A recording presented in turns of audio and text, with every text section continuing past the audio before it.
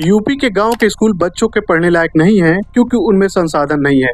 ऐसा मैं नहीं कह रहा बल्कि यूपी के मुख्यमंत्री योगी आदित्यनाथ जी कह रहे हैं। कहा कि अपने बच्चों को भेजेंगे इंग्लिश पब्लिक स्कूल में और दूसरों के बच्चों को बोलेंगे कि एक गांव के उस विद्यालय में पढ़े जहां संसाधन भी नहीं है, गांव के उस विद्यालय में पढ़े जहां संसाधन भी नहीं है। और कोई कहता तो बात अलग थी। ये बात योगी आदित्यनाथ जी कह रहे हैं जो पिछले 8 साल से यूपी के मुख्यमंत्री हैं। योगी जी अगर आप चाहते तो इन 8 सालों में यूपी के स्कूलों को वर्ल्ड क्लास बना देते, लेकिन आप हिंदू मुस्लिम करते रहे। कटेंगे तो कटेंगे, एक रहेंगे तो नेक रहेंगे। आपने केवल जिलों के नाम बदले, मस्जिदों के नीचे मंदिर ढूंढे ताकि हिंदू मुस्लिम का माहौल बने और आपको वोट मिले।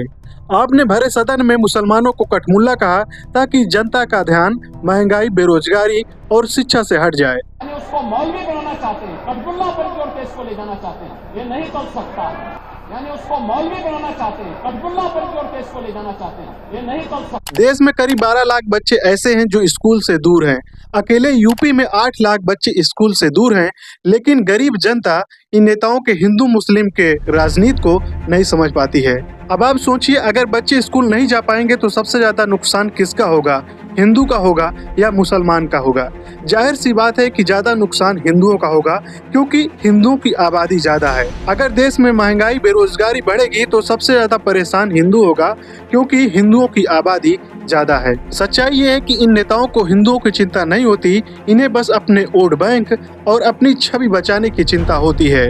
अगर इन्हें हिंदुओं की चिंता होती तो महाकुंभ में मरने वाले हिंदुओं के आंकड़े को ये छिपाते नहीं बल्कि उसे सार्वजनिक करते और हिंदुओं को उनका मुआवजा देते। ये भीड़ कच्ची थी लेकिन इंसान को पैर धरने की जगह नहीं थी, फिर भी इंसान देख रहे डस्टबिन का पन्नी हटा दिए। यहाँ तक के 3 गाड़ी ऐसे लगा कि उसके अंदर इतनी मिट्टी थी, इंसान की लहास थी, इंसान के लहासों से लोग गुजर गए थे। लोगों की जान गई है और जान इतनी गई है कि सरकार नहीं बता पा रही है। अभी तक की सबसे ज्यादा लोग हुए इसी कुंभ में, जान गई इसी कुंभ में, लोग बीमार हुए इसी कुंभ में, लोगों को सड़कों पर रातों रात सोना पड़ा इसी कुंभ में। इसका सवाल का जवाब क्या है भारतीय जनता पार्टी? आपने की बातें उठा दी। मौनी अमावस्या के दिन प्रयागराज में 3 हादसे हुए, लेकिन सरकार ने केवल एक हादसे को स्वीकार किया।